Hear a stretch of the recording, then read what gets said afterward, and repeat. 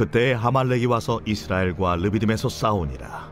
모세가 여호수아에게 이르되 우리를 위하여 사람들을 택하여 나아가서 아말렉과 싸우라. 내일 내가 하나님의 지팡이를 손에 잡고 산 꼭대기에 서리라.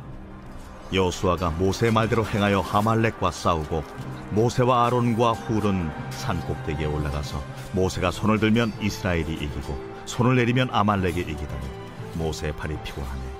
그들이 돌을 가져다가 모세의 아래에 놓아 그가 그 위에 앉게 하고 아론과 훌이 한 사람은 이쪽에서 한 사람은 저쪽에서 모세의 손을 붙들어 올렸더니 그 손이 해가 지도록 내려오지 아니한지라. 여호수아가 칼날로 아말렉과 그 백성을 쳐서 무찌르니라.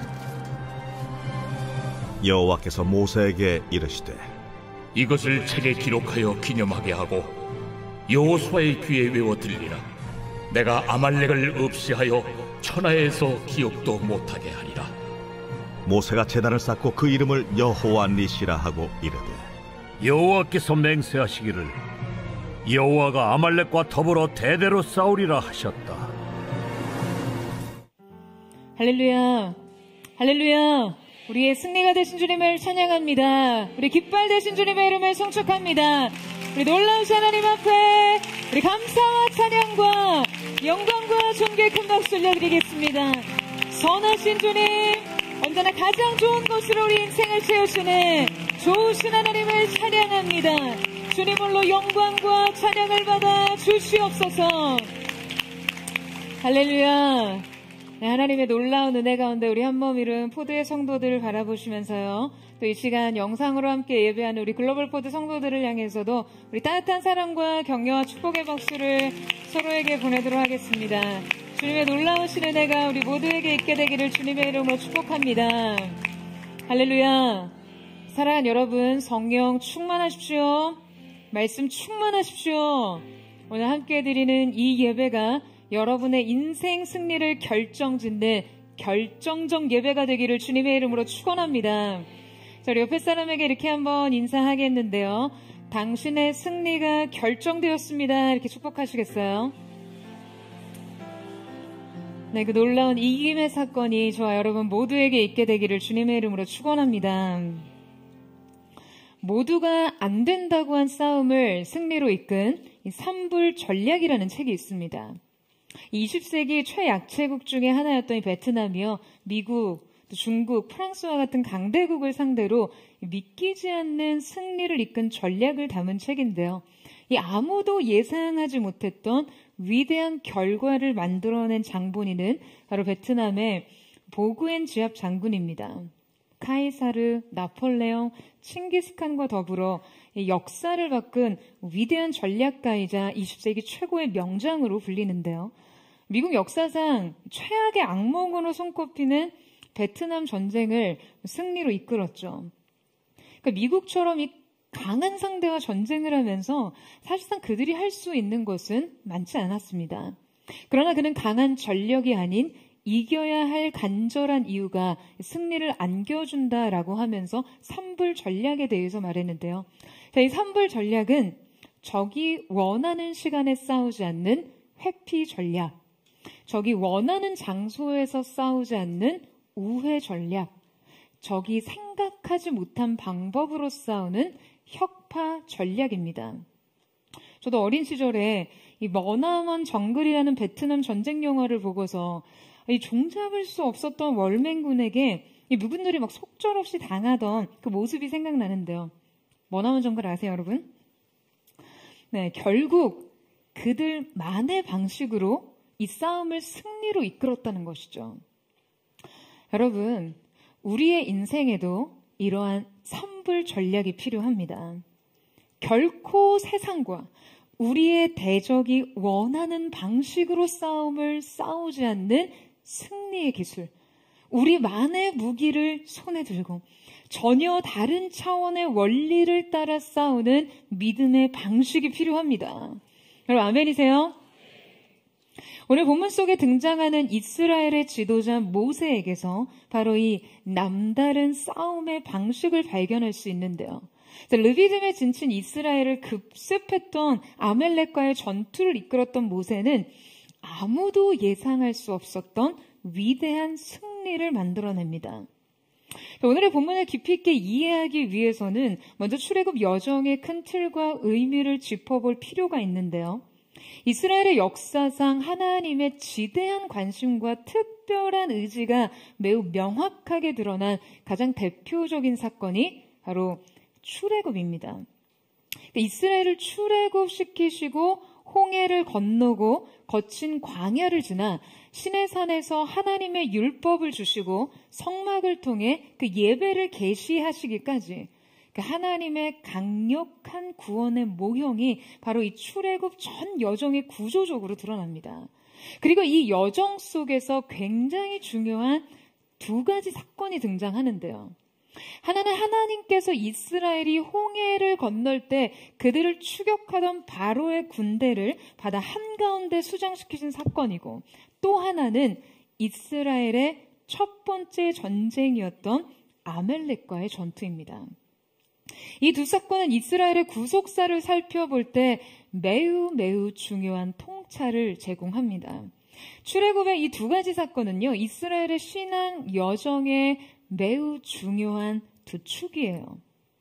먼저 홍해 사건은 이스라엘의 과거, 즉 애굽에서의 노예 생활의 속박을 벗어난 구속의 순간을 상징합니다.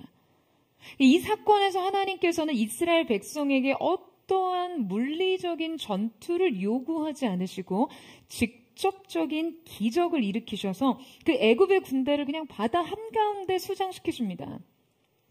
이는 이스라엘이 자신들의 힘이 아닌 하나님의 능력에 전적으로 의존해야 했음을 보여주는 것이죠. 여러분, 이 홍해 사건이 무엇과 연결되어 있기 때문입니까? 바로 이스라엘의 구속과 깊이 연결되어 있기 때문이에요. 과거의 억압과 모든 죄로부터 승리와 해방을 얻기 위해서는 전적으로 하나님께서 베푸시는 그 주권적인 은혜와 구원의 역사가 필요한 것이죠. 그런데 홍해 사건과는 달리 오늘 본문 아말렉과의 전투는요, 그 싸움의 양상이 매우 다릅니다. 자, 13절에서 14절 말씀을 같이 한번 읽겠습니다. 시작. 여호수아가 갈랄로와 아말렉과 그 백성을 쳐서 무찌르니라. 여호와께서 모세에게 이르시되 이것을 책에 기록하여 기념하게 하고 여호수아의 귀에 외워 들리라. 내가 아말렉을 없이하여 천하에서 기억도 못하게 하리라. 자, 여러분, 오늘 본문에 등장하는 이 아말렉 족속이란 다름 아닌 에서의 후손들입니다. 팥죽 한 그릇에 장자의 명분을 팔아버린 에서의 후예들. 성경은 그들을 가리켜 망령된 자들이라고 표현해요. 그들은 성경에서 그리스도 안에서 구원과 그분의 신령한 은혜를 무시하고 업신여기는 사람들의 전형으로 묘사되고 있습니다. 바로 그들이 이스라엘의 약속의 땅으로 나아가는 도중에 불현듯 나타나 그들의 전진을 방해하는 것이죠. 오늘 이 사건이 동일하게 기록되어 있는 신명기 25장 17절에서 18절 말씀을 한번 보시겠어요? 같이 한번 읽겠습니다. 시작. 너희는 애굽에서 나오는 길에 아말렉이 내게 행한 일을 기억하라. 곧 그들이 너를 길에서 만나 내가 피곤할 때 내 뒤에 떨어진 약한 자들을 쳤고 하나님을 두려워하지 아니하였느니라. 저런 말씀엔 분명 아말렉 군사들이 이스라엘 백성들이 약해진 틈을 타 그들의 후미에서 공격을 했다고 합니다. 자, 그들이 공격한 자들은 이스라엘의 이동의 대열 뒤에 있던 자들이었죠. 자, 여러분, 그렇다면 이 뒤에 처진 사람들은 대개 어떤 사람들이었을까요? 성경은 그들이 약한 자들이라고 기록합니다. 그러니까 아마도 오랜 광야의 보행에 지치고 피곤한 사람들이었겠죠. 뿐만 아니라 그들이 맨 뒤에 있었다는 것은요, 지금 행진의 대열의 맨 앞에 있는 것과 지금 물리적으로 가장 멀리 있었다는 것이에요. 자, 여러분, 그러니까 이게 무슨 의미입니까? 지금 이스라엘이 광야를 행진할 때 여러분 그들의 선두에 있었던 것이 무엇이죠? 바로 불기둥과 구름기둥이었죠.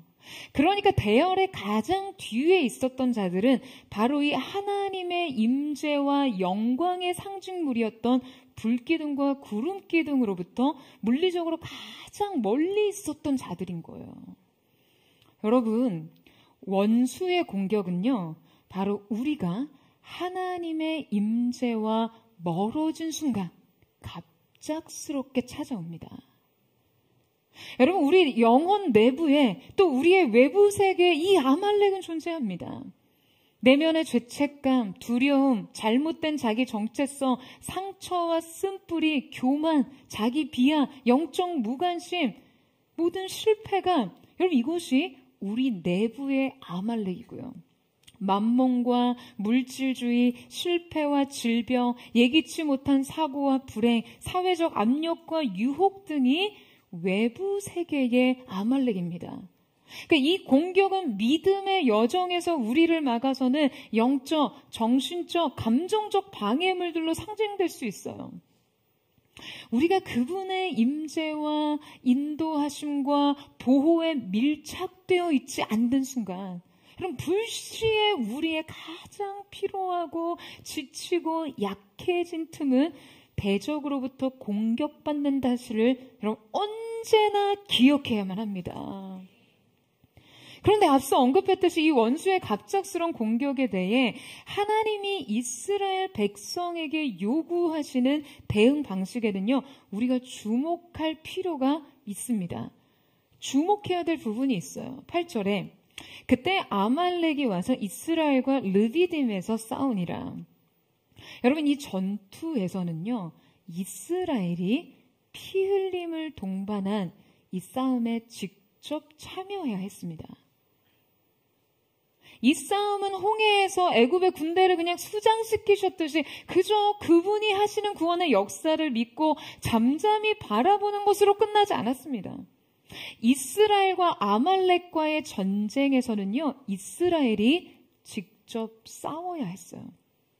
칼을 들고 피를 흘려야 했고 그 과정에서 많은 희생도 있었을 거예요.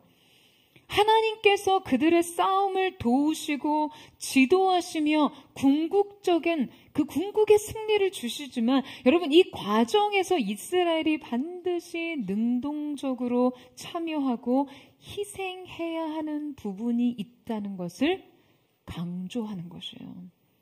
여러분, 왜 그렇습니까? 이 싸움은 이스라엘의 미래를 위한 싸움이었거든요. 이스라엘의 미래를 위해 그들 자신이 직접 피 흘리기까지 싸우라고 하시는 것이죠.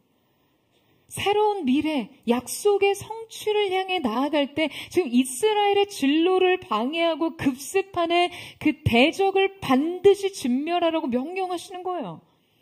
여러분, 하나님께서는요, 우리의 구속에 있어서는 그분의 전적인 은혜로 이를 완성하십니다. 아멘이세요? 우리 편에 요구되는 것은 오직 한 가지 믿음뿐이에요. 하지만 우리가 우리의 미래를 위해서 싸울 때는 다릅니다. 이 싸움에서는 우리 자신의 피 흘림까지도 요구하시는 것이죠. 전혀 다른 싸움의 양상이에요. 여러분, 그러니까 언약의 성취, 목적의 완성, 내일의 축복을 위해서는 여러분이 기도도 하셔야 하지만 동시에 싸움도 하셔야 합니다. 쓰러져도 다시 일어나고 땀도 피도 흘리셔야 돼요. 무기도 갈고 닦고 칼도 휘둘러야 합니다. 사랑하는 여러분, 기억하세요. 과거는 지나갔습니다. 그리고 여러분의 미래는 오고 있습니다. 다만 그 미래를 붙잡기 위해서는 싸워야 합니다. 싸우되 피를 흘리기까지 싸워야 해요. 누구도 대신하지 않습니다. 여러분의 미래를 위해서는 여러분이 싸우셔야 합니다. 하지만 여러분, 이 또한 반드시 기억하세요. 이 싸움에 주님이 함께 하십니다. 그리고 승리는 우리 주님께 있습니다. 할렐루야. 우리는 이 약속의 성취, 우리의 미래를 위한 이 전쟁에 나서기 전에 그 궁극의 승리 승리를 가능하게 하는 이 싸움의 방식, 싸움의 방법을 알아야 합니다.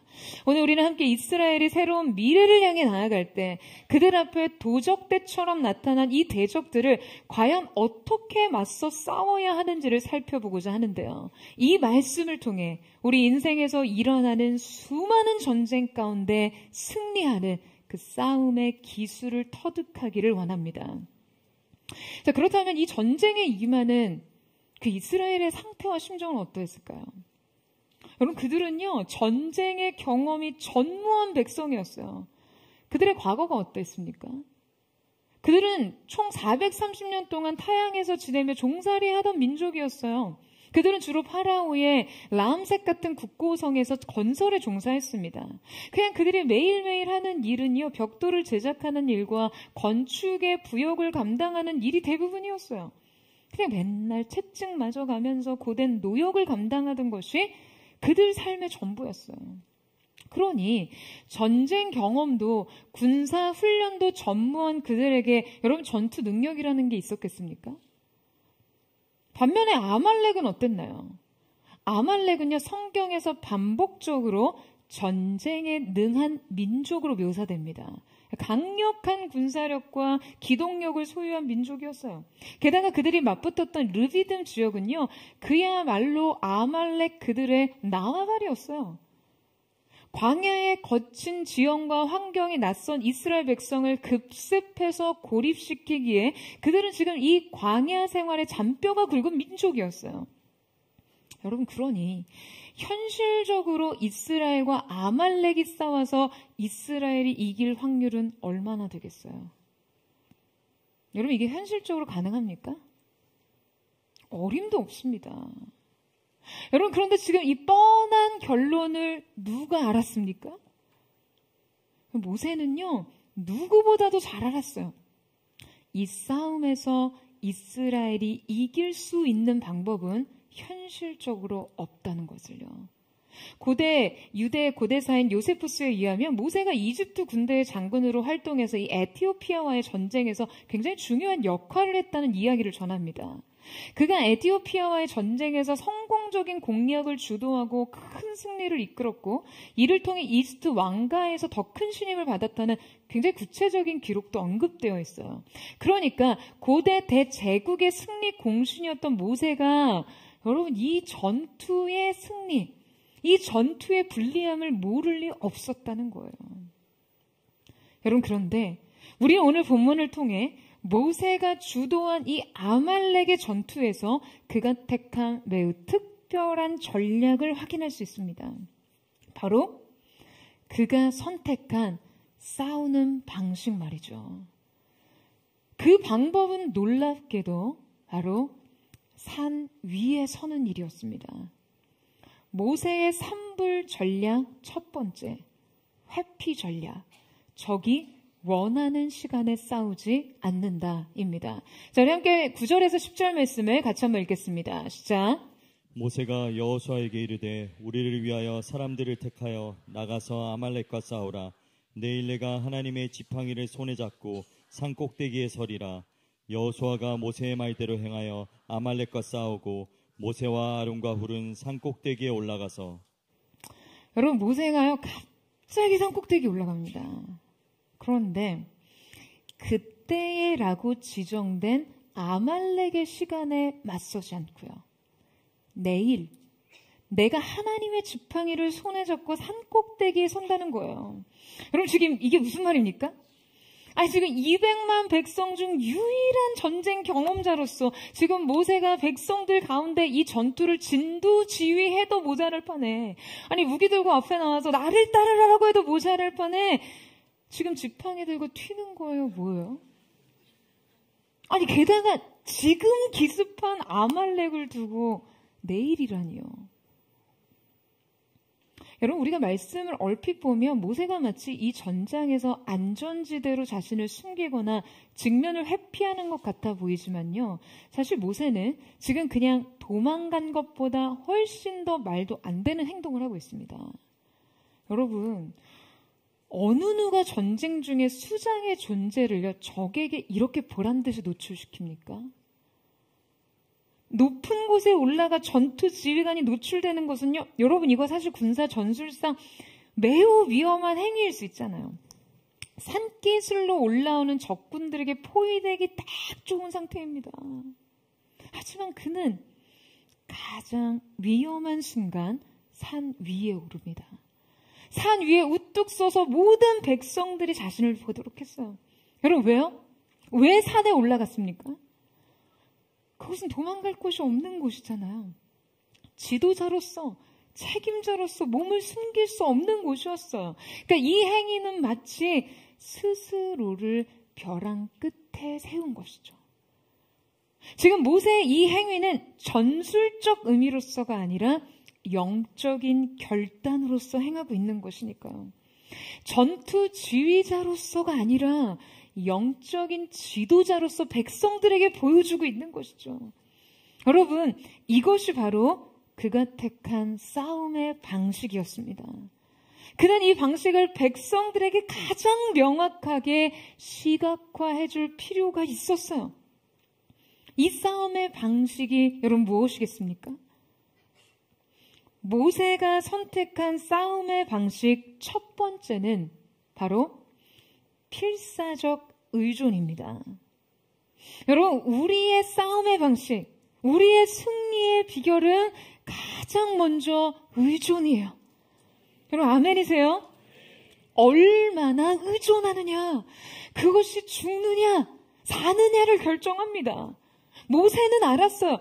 스스로 퇴로를 차단해야 이 자신의 이 의존이 가장 극대화될 수 있다는 것을요. 스스로 자신을 도망갈 수 없는 곳에 세우고 자신의 위험을 노출하면서 지금 자신의 안전, 자신의 책임, 자신의 결단 모두를 이 산에 놓는 거예요. 여러분 왜요? 하나님이 아니면 안 되니까요. 주님 앞에 절박하니까요. 그는 무기를 들고 싸우며 전투를 진두 지휘하기보다 백성들에게 이 목소리를 내고 싶었습니다. 이스라엘이여 보라, 하나님 앞에 절박하지 않으면 이길 수 없다. 뿐만 아니라 모세에게 산은요, 하나님께서 그분의 영광과 임재를 드러내신 곳을 상징합니다. 그곳에서 그는 부르심을 받았고 약속을 받았고 하나님의 얼굴을 보았어요. 그래서 산으로 갑니다. 하나님 앞에서 자신의 결사, 각오를 드러내기 원했기 때문에요. 여러분, 영적인 거인들은요, 이렇듯 자신의 기도를 가장 절대적인 의존, 절박한 의존으로 표현하기 위해 아주 의도적인 장치를 만들곤 합니다. 엘리야도 그랬죠. 엘리야가 열왕기상 18장 말씀에 보면 바알 선지자들과 대결하며 여호와께 불을 구하는 장면이 나옵니다. 여러분, 엘리야가 뭘 구하고 있다고요? 불을 구합니다. 그런데 엘리야가 불을 구하는 기도의 행위는 상식적으로 정말 이해할 수가 없어요. 왜냐하면 엘리야가 불을 구하면서 정작 불을 철저하게 차단하는 행위를 하기 때문이에요.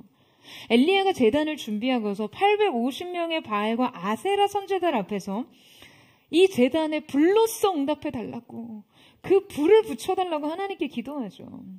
그런데 여러분, 그 기도를 하기 전에 뭐를 합니까? 송아지를 제물로 잡아 각을 떠서 지금 그 제단 위에 올려두고 거기에 물 12통을 들이붓습니다. 12통을요 3번 부어요. 3년 6개월조차 동안 이스라엘 온 지역에 이슬조차 내리지 않았던 그 척박하고 메마른 땅에서, 여러분, 그 재난 가운데 그토록 귀한 물 12통을 가져다가 그냥 이 제단 위에 콸콸콸콸 12통을 들이붓고요, 이것을 3번이나 반복합니다. 미쳤죠? 완전 미쳤습니다. 여러분, 미치지 않고 어떻게 이런 행동을 합니까? 성경에요, 이 물이 제단과 나무뿐만 아니라 제단을 둘러싼 도랑에까지 흘러 넘쳤다고 기록되어 있어요. 지금 엘리야가 물을 부은 것은 과학적으로 불이 붙을 수 있는 필수적인 모든 근거들을 완전히 차단한 거죠. 여러분, 이 불이 붙을 수 있는 이 조건 3가지가 뭔가요? 갑자기 과학 시간이에요. 불이 붙을 수 있는 조건 3가지. 연소의 조건 3가지가 뭐예요? 연료, 산소, 발화점 이상의 온도잖아요. 그런데 지금 엘리야가 뭘 한 거죠? 지금 성경에 지금 기록에 의해 보면 이 3가지 조건을 의도적으로 방해하는 장치를 만듭니다. 성경을 보면 우리는 분명 이 물이 제단에 있는 나무를 완전히 적셨다는 것을 알 수 있어요. 여러분, 이 물이 젖은 나무는 불이 붙기 어렵죠. 나무가 아주 바싹하게 건조되어 있어야 불이 붙기 쉽잖아요. 게다가 이 물이 있으면요, 불이 붙기 전에 대부분의 열을 그냥 다 흡수해버립니다. 그래서 불을 붙일 수가 없어요. 게다가 이 물이 열을 흡수하면서 증발하게 되면 물이 증기화될 때 그 증기가 주변 공기를 차단하면서 산소 공급마저도 차단되게 됩니다. 그러니까 엘리야는 지금 불이 붙기 가능한 물리적인 모든 조건을 차단하고 의도적으로 불가능의 조건을 만들고 있었다는 거예요. 대체 왜?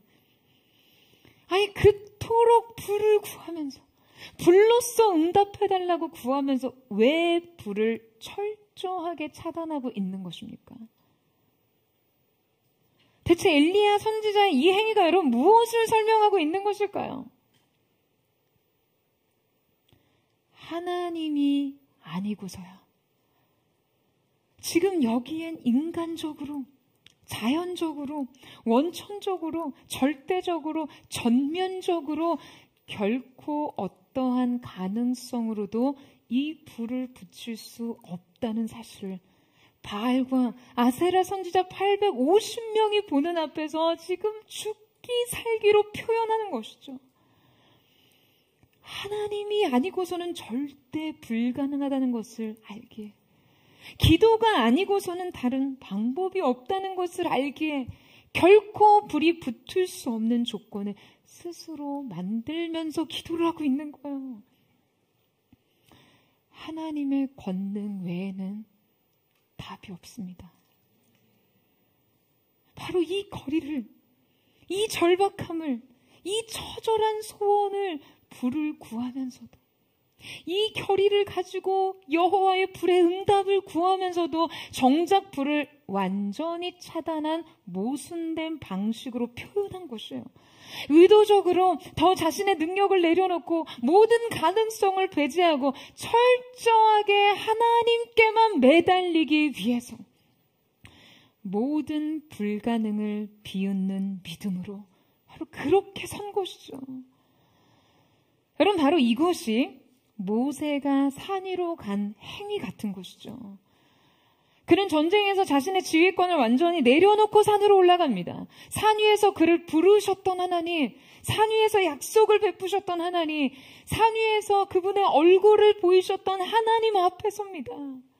여러분, 이것이 하나님을 향한, 하나님의 구원을 향한 그의 처절한 의지를 표현하는 것이에요. 사랑하는 여러분, 여러분도 혹시 아말렉 군대의 공격을 받으셨습니까? 여러분의 인생이 위태로워지셨어요. 갑자기 인생에 적이 침투하고 화살이 날라오고 포탄이 떨어지고 인생이 아수라장이 되셨나요? 싸워본 적도 없고 싸울 능력도 없고 싸울 자신도 없는 전장 한복판에 서 계신 것 같은, 여러분, 그런 분 안 계십니까? 사랑하는 여러분, 바로 지금 산으로 올라가세요. 주님이 계신 곳으로 가십시오. 주님이 아니고서는 안 되는 마음으로 서세요. 다른 것 생각하지 말고, 다른 거 의지하지 마시고, 다른 데서 답을 찾지도 마시고요. 그냥 은혜를 늘 그저 보루로 생각하고, 대안으로 생각하고, 플랜 B로 생각하지 마시고요. 하나님이 아니면 안 된다는 생각으로 서시기를 축원합니다. 할렐루야.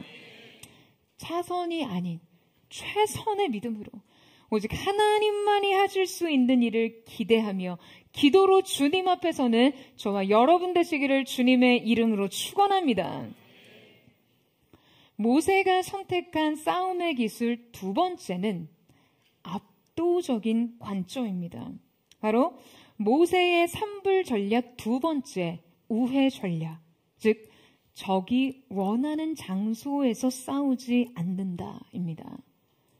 모세는 전투가 벌어지는 현장이 아닌 산 위의 싸움으로 이 전선의 장소를 옮깁니다. 여러분, 모세는요, 여호수아를 전방의 지휘자로 내보내죠. 그리고 자신은 그저 은신처에 숨는 것이 아니라요, 자신 역시 과감하게 전선으로 뛰어듭니다. 바로 영적 최전선 가운데 말이죠. 그는 여호수아를 싸움터에 내보내면서 자신은 임재의 산에 올라 보이지 않는 전선을 지휘하고자 합니다. 보이는 전선과 보이지 않는 전선이 연결되어 있고, 무엇보다 보이지 않는 영적 세계에 의해 실제 싸움의 승패가 결정된다는 사실을 알고 있었거든요. 보이지 않는 세계가 보이는 세계를 지배한다는 것을 말이죠. 그런데 여러분, 우리 삶에서 진짜 전쟁이 시작되면요, 우리는 이 영적 세계의 원리를 쉽게 망각합니다. 보이지 않는 세계와 보이는 세계의 관계를 말이에요. 그러니까 막상 전장의 한복판에서 막 자신에게 칼끝을 겨누고 다가오는 적군과 막 그 적이 휘두르는 칼과 그냥 그 칼에 맞아서 피가 낭자하는 것을 실제 눈으로 보면요, 여러분, 우리는 쉽게 말해 정말 그냥 눈에 뵈는 게 없습니다. 이런 것들이 눈에 보이면요, 아이러니하게도 진짜 눈에 보이는 게 없게 돼요. 영적인 세계는 지워지고 그 영적 세계와 현실 세계의 연결은 그냥 다 하나같이 모두 끊어지고, 나는 이 현실을 위해서 두려워하고 공포에 떨며 그냥 소리 지르고 허둥지둥 달아나거나 그냥 아무런 대책도 전략도 목표도 없이 그냥 이리저리 칼을 휘두르는 게 전부가 됩니다. 그게 현실 싸움이에요. 여러분, 그러면요, 다칩니다. 그러면 져요. 여러분, 모세는 이미 제국의 왕자로서 전쟁을 지휘해왔고 이 전쟁의 실상과 공포와 승패의 냉정함을 모두 잘 알고 있는 사람이었어요. 뿐만 아니라 그는 이스라엘이 경험해보지 못한 광야 생활도 40년을 경험한 사람이었습니다. 전쟁도 알고 광야도 알아요. 여러분, 또 뭐도 압니까? 모세는 누구보다도 아말렉이 어떠한 민족이었는지도 알고 있었어요. 그들이 얼마나 이 광야에서 사나운 민족인지 말이에요. 마치 잘 훈련된 사냥개처럼 그냥 한번 물어뜯은 먹잇감을 절대로 쉽게 놔주지 않고 물고 늘어져서 먹어 치우는지를 잘 알고 있었습니다. 그러니 전쟁 경험이 없는 이 백성을 데리고 기습 공격을 당한 상태에서 이 지상전을 치를 때요, 여러분, 이 싸움이 얼마나 불리한지 그는 너무나 잘 알고 있는 것이죠. 모세는 이 불리한 싸움에서 자신이 실제 보이는 세계의 싸움을 주도하는 것보다 보이지 않는 세계를 지휘하는 것이 훨씬 중요하다고 생각했어요. 결국 이것이 승리를 결정하니까요. 여러분, 바로 이것이 우리가 이 싸움을 이해할 수 있는 중요한 단서입니다. 여러분, 지금 모세가 선 곳은 산꼭대기였어요. 높은 곳은 전황을 파악하기 쉬운 곳이죠. 전세를 바라보는 전체적인 시야를 가질 수 있는 곳이에요. 여러분, 진짜 싸움을 이기려면요, 현실 세계에 시야가 매몰돼서는 안 됩니다. 보이는 세계 속에 집중되어 매몰돼서는 안 돼요. 모세가 여호수아와 같이 전장에 나가서도, 그럼 물론 영적 전쟁 할 수 있겠죠. 거기서도 기도할 수 있잖아요. 하지만 그에게는 높은 곳에서 전장을 바라보는 관점이 필요했습니다. 바로 압도적인 관점 말이에요. 땅 위의 일들에 매몰되는 것을 경계하고 이 전쟁을 한 차원 높은 곳에서 내려다 볼 수 있는 위치에, 여러분, 이 영적인 시야가 확보되기 위함이었죠. 여러분, 지금 우리는 모세의 이 행동을 통해 기도의 위치와 영적인 시야가 상호 간에 얼마나 중요한 관계가 있는지를 알 수 있습니다. 영적 전쟁을 수행할 때는 반드시 이 압도적인 관점을 가지고 있어야 합니다. 이 사실 믿으세요? 높은 곳에서 내려다 봐야 돼요. 전체를 한눈에 봐야 합니다. 적군과 아군을 분별하고 적군의 태세와 동선을 파악하고 그 흐름 안에서 적의 공격 목표와 의도를 간파해야 하는 것이죠. 그때 바른 대처력이 나오고 정확한 수비를 할 수 있고 나아가 효과적인 공격도 할 수 있는 거예요. 여러분, 무엇보다도 이 모든 상황을 다른 차원에서 내려다보면서 여러분 무엇을 의식할 수 있나요? 이 모든 현실을 다스리시고 주관하시며 이끄시는 분, 보좌 위에서 땅을 발등상 삼으신 분의 관점을 의식할 수 있습니다. 그분의 시선으로 땅을 보고 땅의 일을 보고 나를 봐야 그때 우리는 인생을 제대로 분별할 수 있는 것이죠.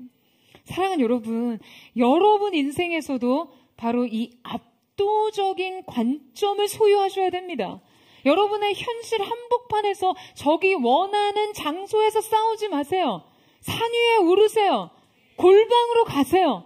하나님의 관점으로 여러분의 인생 문제를 바라볼 수 있는 영적 고도를 유지하시기를 축원합니다. 바로 오늘의 이 예배가 그 높은 산 위 영적 전망대가 되기를 주님의 이름으로 축원합니다. 문제에서 빠져나오세요. 여러분의 인생 문제에서 빠져나오십시오. 하나님의 관점으로 다시 한번 여러분의 삶에 펼쳐진 모든 사건과 상황과 모든 현장을 바라보는 새로운 믿음의 시야가 열리기를 주님의 이름으로 축원합니다. 모세가 선택한 싸움의 기술 세 번째는 임재 속의 기도입니다.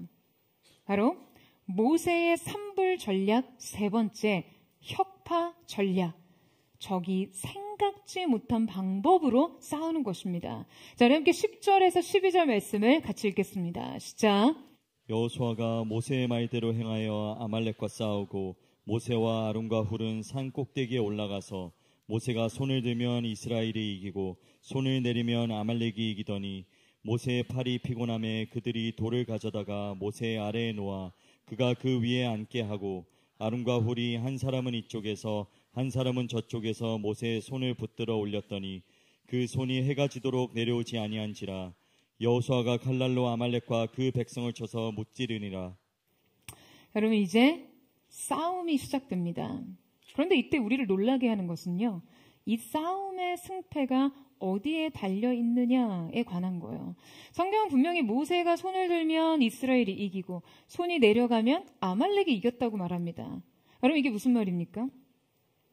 히브리 사람들에게 손을 드는 행위는요, 이 기도의 행위를 상징하는 거예요. 우리나라 사람들이 손을 모으고 두 눈을 감고 혹은 주여 삼창을 하고 통성기도로 부르짖으며 기도하듯이요.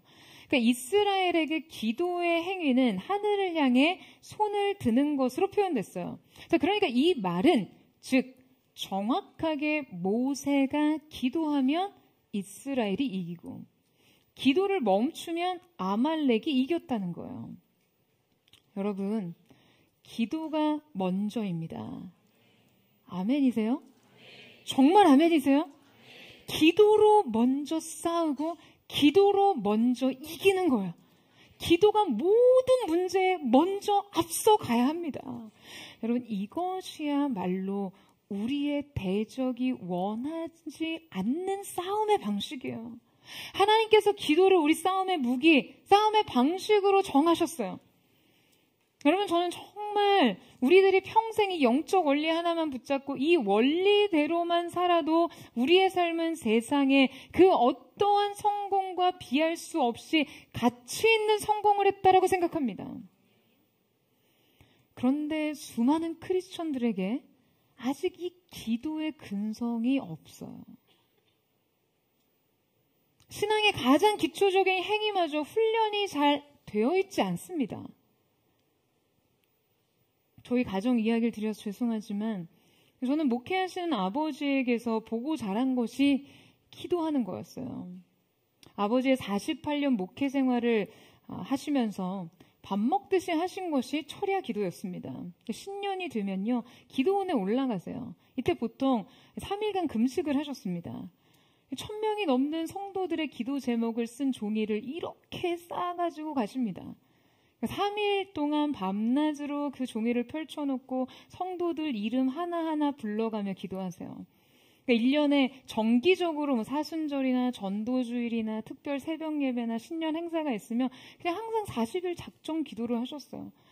그러면요, 진짜 추운 겨울에도요, 전기장판 하나 가지고 가셔서 40일을 철야하시면서 교회 강단에서 이불 펴고 주무셨습니다. 그러다가 교회에 든 도둑도 잡으셨어요. 일타 쌍피, 일석이조.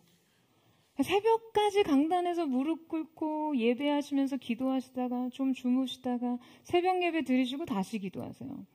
주일에는 7시 30분 일부 예배부터 하부 예배까지 준비하시고 오후 예배 드리시고 집에 오시면 이렇게 녹초가 되시는데요.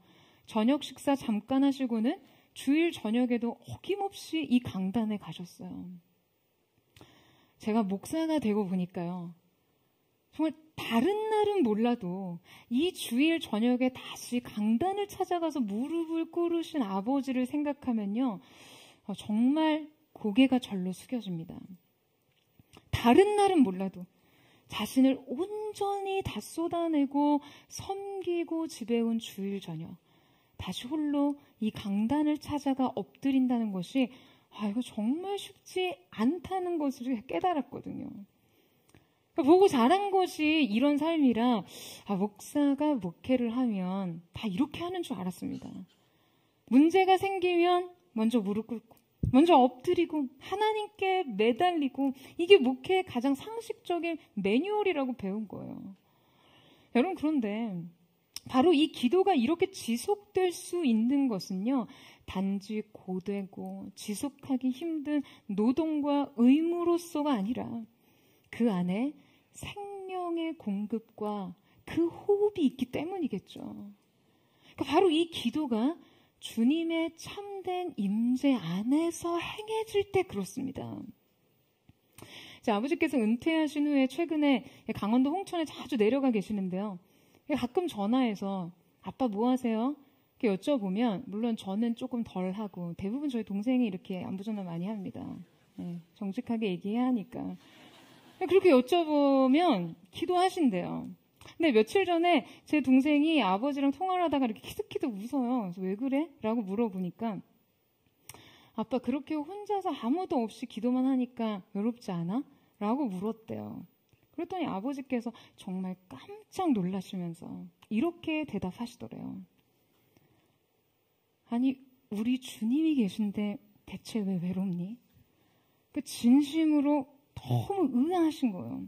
그래서 동생이, 아니 아무리 주님이 계셔도 혼자 있으면 좀 적적하잖아. 그랬더니 아버지께서, 적적하면 더 좋지. 바로 그럴 때 주의 거룩하심 생각할 때 같은 찬양을 불러봐라.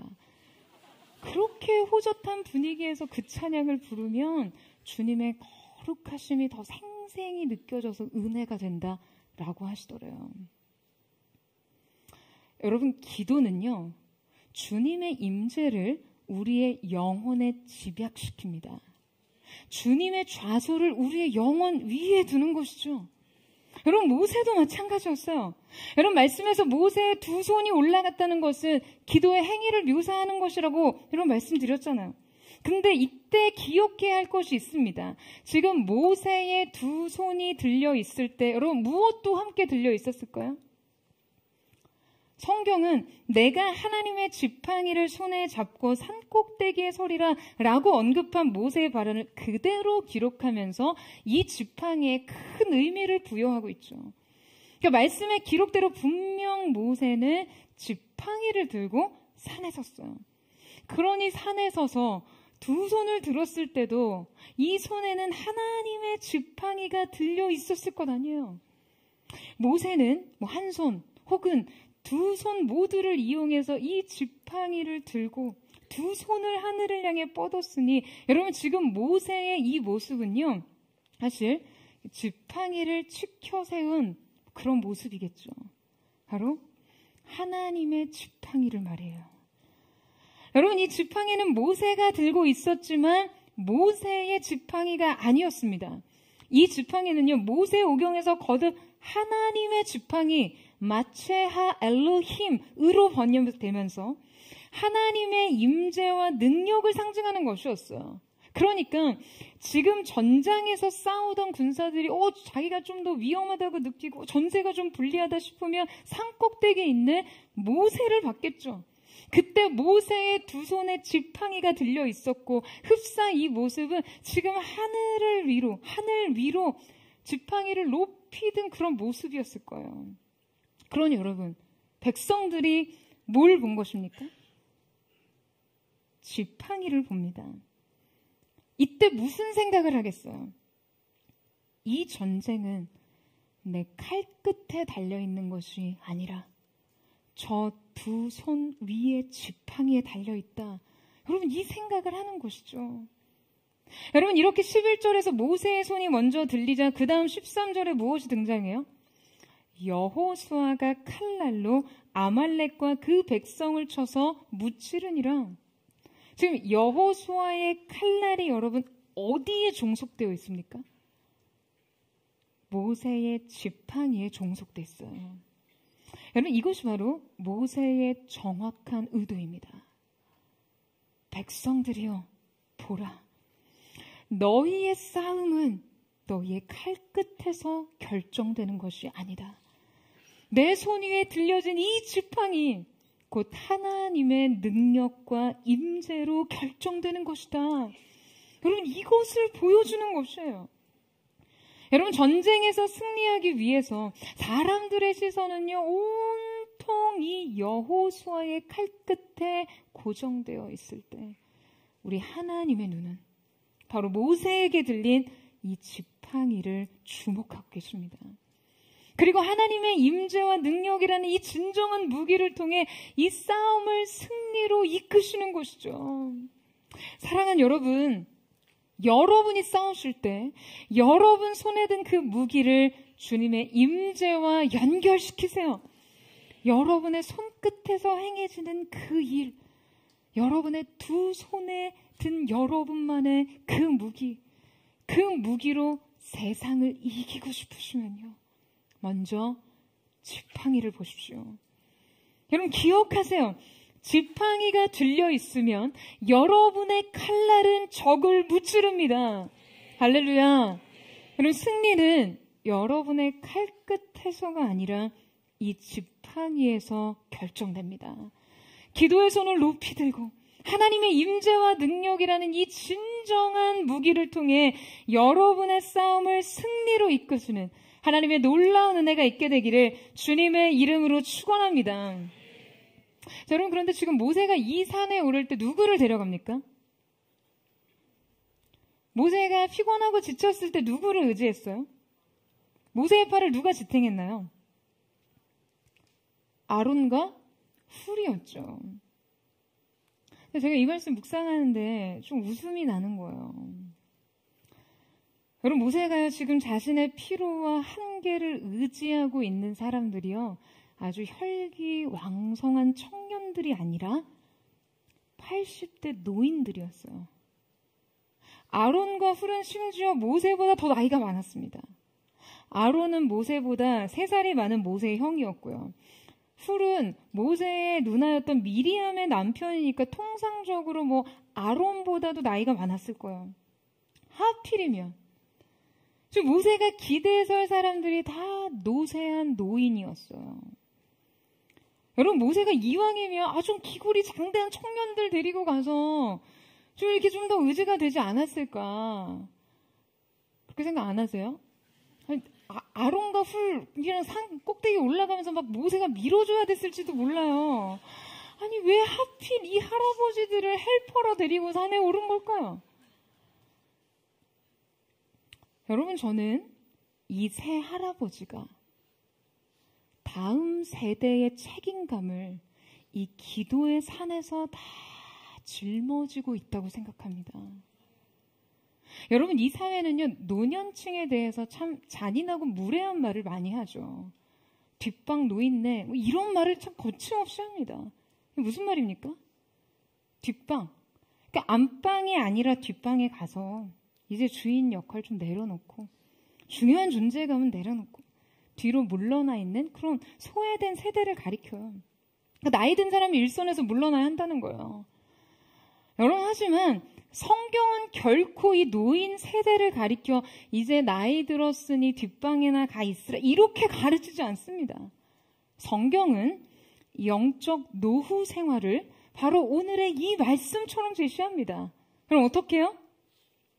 현실의 일선에서 물러난 게 아니라 영적인 최전선에 오른 세대로 말이죠. 할렐루야.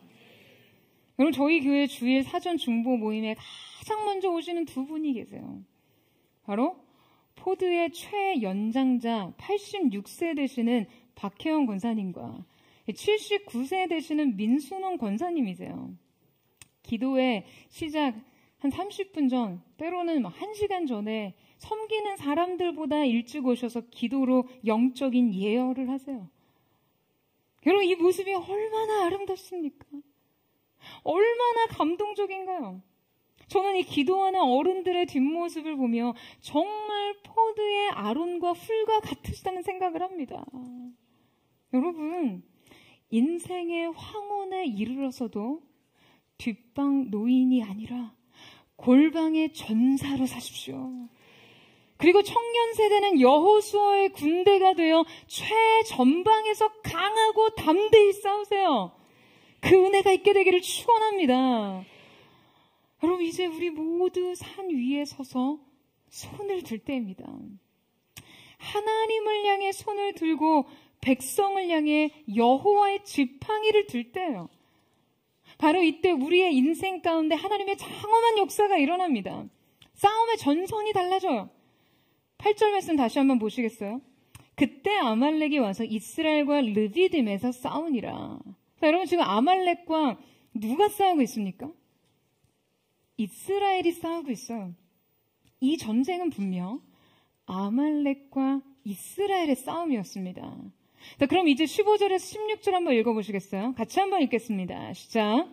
모세가 제단을 쌓고 그 이름을 여호와 니시라 하고 이르되 여호와께서 맹세하시기를 여호와가 아말렉과 더불어 대대로 싸우리라 하셨다 하였더라. 자, 여러분, 지금 성경이 아말렉과 누가 싸운다고 기록하고 있죠? 여호와께서 맹세하시기를 여호와가 아말렉과 싸우리라. 여러분, 싸움의 주체가 바뀌었습니다. 이제 더 이상 이 싸움은 이스라엘과 아말렉의 싸움이 아니라요, 여호와 하나님과 아말렉의 싸움이에요. 대체 이 8절과 16절 사이에 무슨 일이 있었기에 이스라엘과 아말렉의 싸움이 여호와와 아말렉의 싸움으로 바뀐 것입니까? 산 위에 선 기도. 기억하십시오, 여러분. 이것이 우리의 싸움의 방식입니다. 바로 이렇게 승리하는 것입니다. 여러분, 이 사실을 믿으세요? 여호와 니시의 하나님, 우리의 깃발 되신 주님의 승리가 바로 이렇게 여러분의 인생 제단 위에 세워지는 역사가 있게 되기를 주님의 이름으로 축원합니다. 여러분이 기도할 때 여러분의 싸움을 우리 주님께서 싸우시고 승리하실 것입니다. 저는 그 놀라운 은혜가 저와 여러분 가운데 있게 되기를 주님의 이름으로 축원합니다. 이 시간 함께 찬양하며 기도하며 나아가기를 원합니다. 이 시간에 함께 찬양하며 기도하며 나아갈 때, 사랑하는 주님, 오늘 이 시간 우리가 주님을 믿음으로 바라보며 나아가기를 원합니다. 인생의 광야에서 만난 이 아말렉과 같은 존재들의 급습을 통해 우리는 두려움을 느끼고 무엇을 어떻게 해야 할지 몰라 방황하며 이리저리 혼란과 두려움에 빠질 때, 우리가 믿음의 눈을 들어 주님 바라보며 나아가기를 원합니다. 거룩하신 주님, 주님의 놀라우신 은혜의 역사를 우리를 이끌어 주시고 이 전쟁 가운데 여호와 니시 승리의 깃발 대신 주님의 놀라운 은혜의 영광이 우리 인생 제단 위에 세워질 수 있도록 역사하여 주시옵소서. 우리 그만 고백하며 주님 앞에 나아가기를 원합니다. 세상의 유혹 시험이 내게 몰려올 때에 나의 힘으로 그것들 모두 이길 수 없네. 거대한 폭풍 가운데 위축된 나의 영혼 어찌할 바를 몰라 헤매이고 있을 때 주를 찬양 손을 들고 찬양 전쟁은 나에게 속한 것 아니니 주를 찬양 손을 들고 찬양 전쟁은 하나님께 속한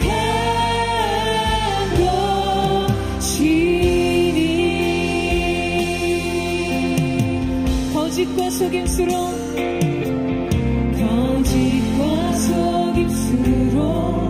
가득 찬 세상에서 어디로 갈지 몰라 머뭇거리고 있네. 공중의 권세 잡은 자 지금도 우리들을 실패와 절망으로 넘어뜨리려 하네. 주를 찬양 손을 들고 찬양 전쟁은 나에게 속한 것 아니니 주를 찬양 손을 들고 찬양 전쟁은 하나님께 속한 것이니 주위를 둘러보며 아무도 없는데 믿음의 눈을 들며 우리 앞에 계시는 주님 우리가 그 주님을 바라보며 지금도 내 안에서 역사하고 계신 사랑과 어둠의 곳에 물리치신 예수님 주를 찬양 손을 들고 찬양 전쟁은 나에게 속한 것 아니니 주를 찬양 손을 들고 찬양 전쟁은 하나님께 속한 것 주님 바라보며 손을 들고 찬양 전쟁은 나에게 속한 것 아니니 주를 찬양 손을 들고 찬양 전쟁은 하나님께 속한 것 두 손 높이 들고 주를 찬양 손을 들고 찬양 전쟁은 나에게 속한 것 아니니 주를 찬양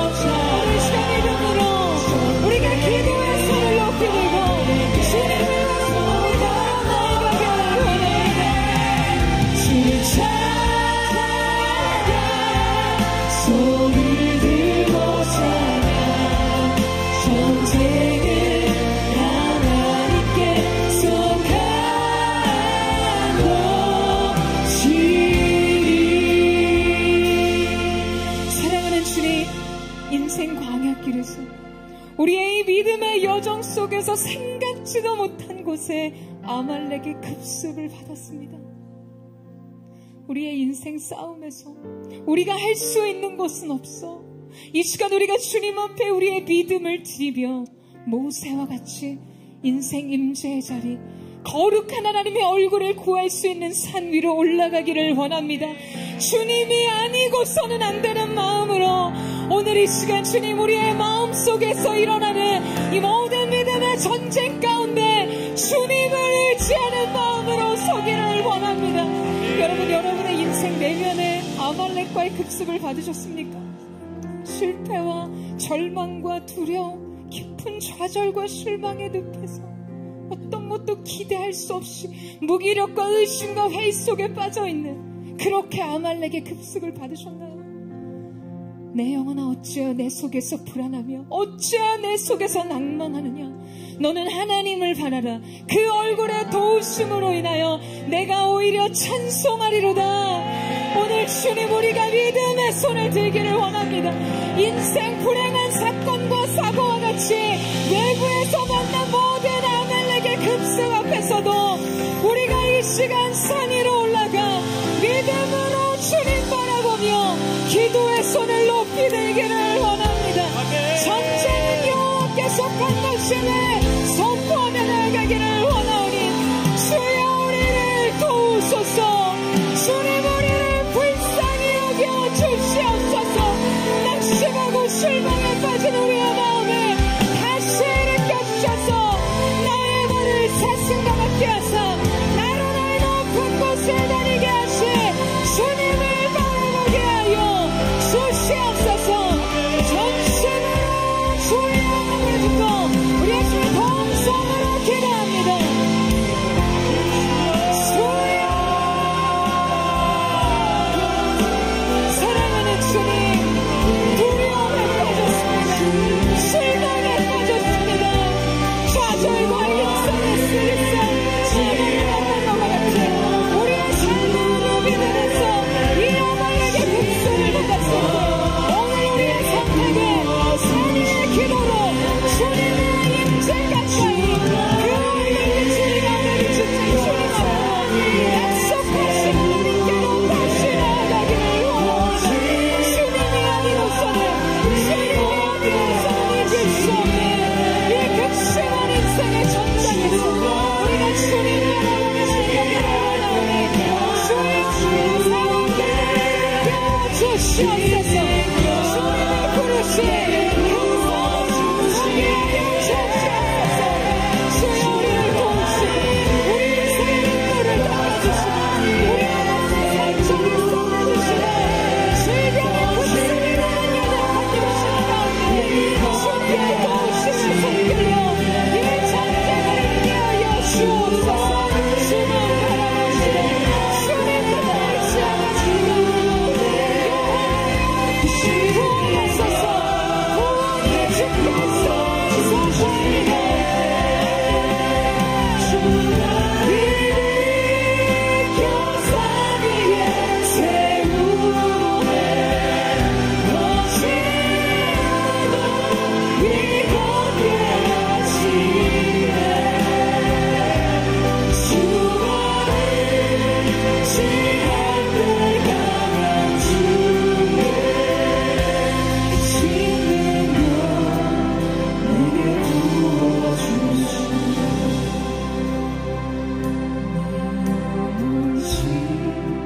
지치고 피곤할 때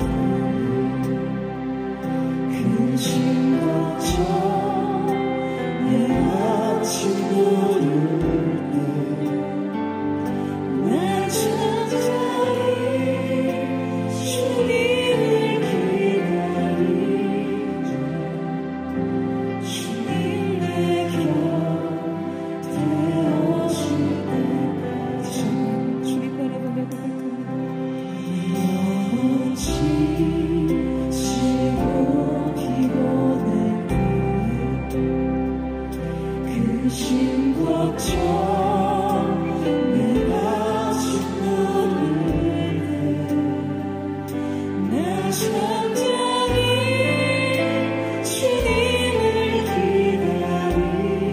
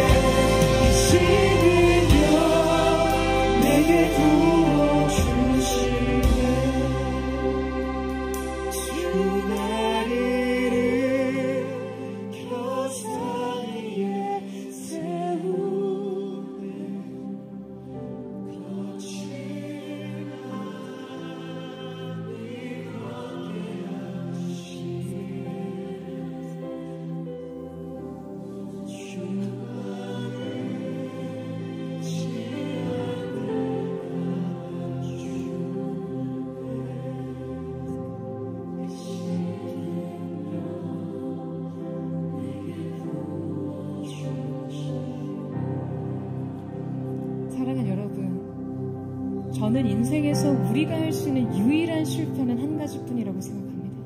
바로 믿음의 실패요. 말씀의 실패입니다.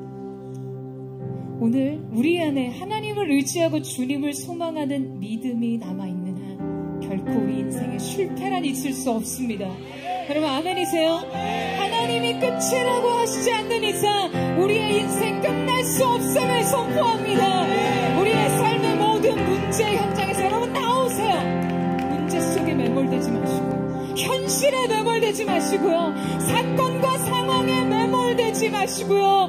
높은 곳으로 올라가서 하나님의 임재가 여전히 있는 그곳, 여전히 하나님의 약속과 말씀이 살아있는 그곳, 그 백성에게 베푸시는 은혜와 긍휼이 무궁하신 하나님이 계신 임재의 처소로 나아가시기를 축원합니다. 그래서 여전히 이 싸움은 보이지 않는 세계가 보이는 세계를 주도하고 지배하고 있음을 믿음으로 오늘 이 시간 우리가 기도의 산에 오르기를 원합니다. 할렐루야! 여러분 준비되셨습니까?